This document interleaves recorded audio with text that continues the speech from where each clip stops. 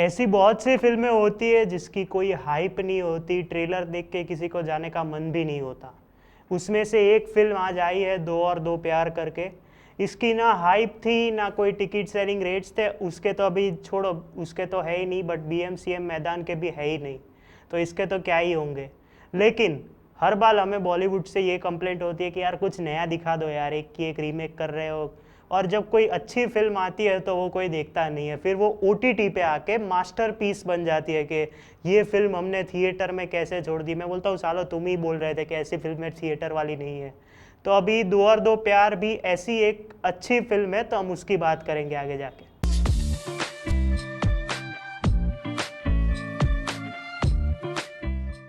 तो दो और दो प्यार में अच्छी कास्ट है, हम ऐसा बोल सकते हैं। प्रतीक गांधी हैं जो हमारे गुजराती इंडस्ट्री के बहुत उम्दा कलाकार में से एक हैं। फिर इलियाना डिक्रूज है, विद्या बालन है, और अमेरिकन एक्टर सेंथिल रामामूर्ति भी हैं। अगर हम उनकी कंपैरिजन, अगर इंडियंस जो अमेरिका में मूवीज़ में काम करते हैं तो वो, और जो जो मतलब बिग बैंग थियरी में जो थे और कुमार नांजियानी जो थे, उनके कंपैरिजन में वो एक ऐसे एक्टर आते हैं। ये फिल्म की स्टोरी सिंपल है। प्रतीक गांधी और विद्या बालन हैप्पीली मैरिड है, बट कुछ सालों बाद हैप्पीली ख़त्म हो जाता है, सिर्फ मैरिड ही रहते हैं वो। तो उन दोनों के अलग अलग जगहों पे अफेयर्स चल रहे हैं, मतलब विद्या बालन का सेंथिल रामामूर्ति के साथ और प्रतीक गांधी का इलियाना डिक्रूज के साथ। लेकिन एक पॉइंट पे फिल्म ऐसी जगह पे रुकती है कि किसी की डेथ हो जाती है, जिसकी वजह से विद्या बालन और प्रतीक गांधी को उनके वहाँ पे जाना पड़ता है। उस चीज़ों में भी बहुत से टर्न अराउंड्स पता चलते हैं कि विद्या बालन और प्रतीक गांधी को वापस एक दूसरे से प्यार हो गया है। फिर जब आगे जाके ये स्टोरी बढ़ते रहती है तो ऐसा एक ट्विस्ट आता है फनी, कि एक जगह पे इलियाना डिक्रूज का डायलॉग है कि तुम्हारा उसके साथ चक्कर तो नहीं चल रहा है ना। अभी इसमें आयरॉनिकल चीज़ ये है कि चक्कर, और जो उसकी बीवी है उसके साथ ही चक्कर कैसे चल सकता है, ऐसा प्रतीक गांधी भी बोलते हैं। तो उसके बाद क्या इन दोनों को अपने अफेयर्स के बारे में पता चलेगा तो क्या डाइवोर्स होगा कि क्या होगा, और अगर नहीं चलेगा तो कैसे सब कुछ ठीक होगा या फिर और बिगड़ेगा, ये सब देखने के लिए आपको दो और दो प्यार देखनी पड़ेगी। मेरे हिसाब से ये फिल्म जैसे ही शुरू होती है तो एक कोट आता है कि marriage is an institution but nobody wants to live in an institution. तो वो एक ऐसा उधर से फिल्म ट्रैक पकड़ती है कि पूरी फिलोसॉफिकल, सेकेंड हाफ तो पूरा फिलोसॉफिकल है, फर्स्ट हाफ बहुत फनी है कई कई जगहों पे, थोड़ा डैंक भी है। अभी आज के लोगों को डैंक ज़्यादा, मीमर्स को पता होगा कि डैंक क्या होता है, कि डैंक जोक्स हैं, थोड़े जोक्स भी हैं, एडल्ट जोक्स भी हैं। अभी मैं तो एडल्ट हूँ तो मुझे तो पता चलेगा ही, भी जो लोगों को नहीं पता चलेगा तो तुम एडल्ट नहीं हो गया, सही सही तो बात है।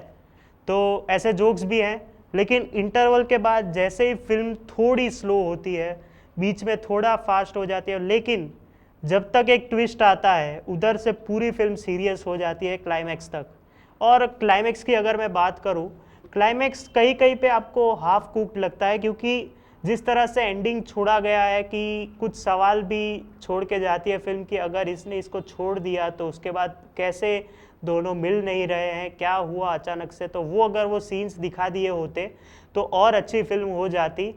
तो ऐसा कुछ चीज़ें ऐसी भी थी जो इन्होंने छोड़ दी हैं। और एप्लॉज एंटरटेनमेंट का प्रोडक्शन है, तो वो भी सबको पता है कि उन्होंने इससे पहले स्कैम 1992 जैसी सीरीज़ बनाई थी, फिर तेलगी की स्टोरी बनाई थी, तो उनका भी एक प्रोडक्शन वैल्यू में एक अच्छा खासा दिखता है कि वो लोग एक क्रिएटिव कंटेंट बनाते ही है।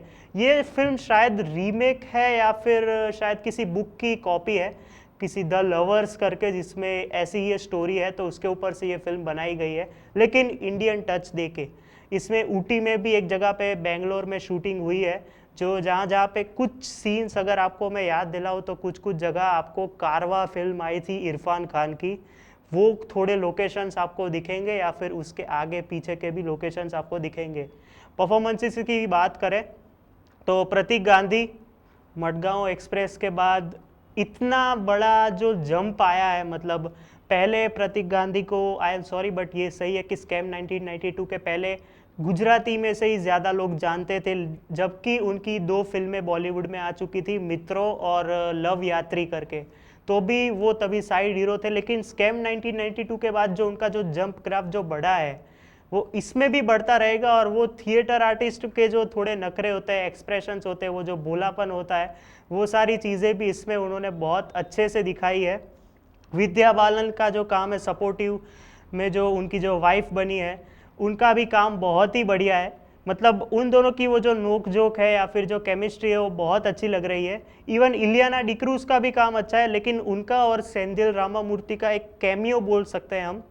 भले पोस्टर में आपको ऐसा लगता हो कि ये शायद उनका भी बड़ा रोल होगा, लेकिन फर्स्ट हाफ सेकेंड हाफ में मिला के उनका थोड़ा अगर हम बोले तो 25% काम है।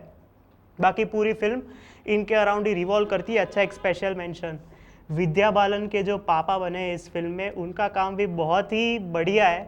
मतलब उनके जो प्रतीक गांधी के साथ सीन्स है या फिर जो फैमिली डिनर में उनके साथ जो सीन्स है, तो उसमें उनके और प्रतीक गांधी के बीच में जो आर्क राइवलरी तो नहीं, बट जो खट्टी मीठी नोक जोक है वो देखने को भी मज़ा आता है। इवन इन फर्स्ट हाफ में एक फ्यूनरल में वो, जैसे मैंने बोला, जाते हैं, तो उसमें उनके जो रिएक्शंस है जब वो उनसे मिलते हैं, और उसके बाद जो उनकी विद्या बालन के साथ और सबके साथ जो नोकझोंक शुरू होती है, वो ख़त्म होने का नाम ही नहीं लेती।